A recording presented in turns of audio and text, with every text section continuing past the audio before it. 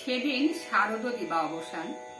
শ্রীমতী নামে সে দাসী পুণ্য শীতল সলিলে নাহিয়া, পুষ্প প্রদীপ থালায় বাহিয়া, রাজমহিষীর চরণে চাহিয়া নীরবে দাঁড়ালো আসে।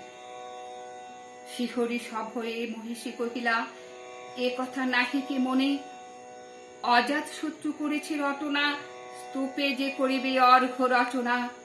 শুলের উপরে মরিবে সে জনা, অথবা নির্বাসনে।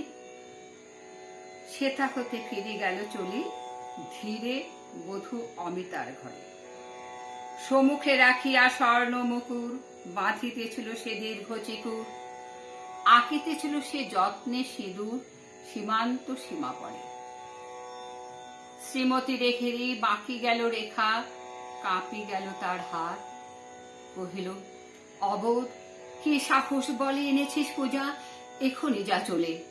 কে কথা দেখিবে ঘটিবে তাহলে বিষম বিপদ পা। অস্তরবী রশ্মি আভায় খোলা জানালার ধারে কুমারী শুক্লা বসি একাকিনী পড়িতে নিরত কাব্য কাহিনী।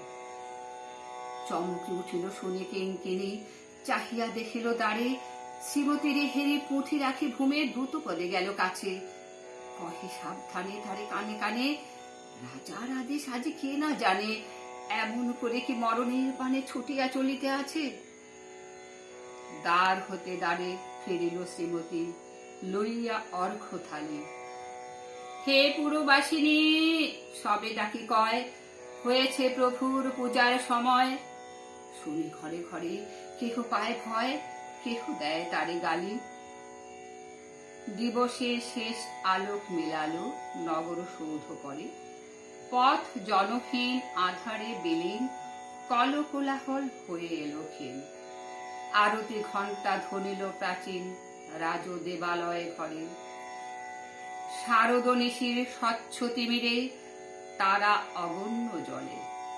সিংহদুয়ারে বাজিল বিষাণ, বন্দিরা ধরে সন্ধ্যার তান। মন্ত্রণা সভা হলো সমাধান, দাড়ি ফুকারিয়া বলে। এমন সময়ে হেরিলা চমকে প্রাসাদে প্রহরী যত, রাজার বিজন কানন মাঝারে, স্তূপ পদমূলে গহন আধারে জ্বলিতেছে কেন যেন সারি সারি প্রদীপ মালার মতো। মুক্ত কৃপানে পুরো রক্ষক তখনই ছুটিয়া আসি, শুধালো, কে তুই ওরে দুর্মতি, মরিবার তরে করিস আরতি। মধুর কণ্ঠে শুনিল, শ্রীমতী, আমি বুদ্ধের দাসী। সেদিন শুভ্র পাষাণ ফলকে পড়িল রক্ত লেখা। সেদিন শারদ স্বচ্ছ নিশীথে, প্রাসাদ কাননে নীরবে নিভৃতে, স্তূপ পদমূলে নিবিল চকিতে শেষ আরতির শিখা।